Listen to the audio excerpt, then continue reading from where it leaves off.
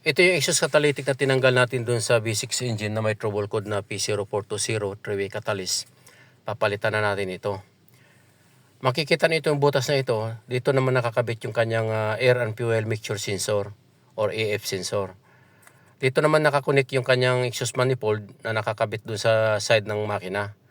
Yung binubuga ng makina natin na usok ay exhaust gas na hydrogen, carbon monoxide at saka nitrogen oxide. Diyan siya papasok sa area na yan. Sasalain siya ng honeycomb na yan. Yan magsasala sa kanya, dadaan siya din sa gitna. Pagdating doon sa dulo, paglabas naman doon, ang lalabas naman doon ay water, HO2, carbon dioxide, CO2 at saka nitrogen N2. Kaya makikita ninyo doon sa dulo ng mga exhaust pipe ninyo na may tumutulo na tubig. Maganda yon, normal yon, huwag kayong magtataka.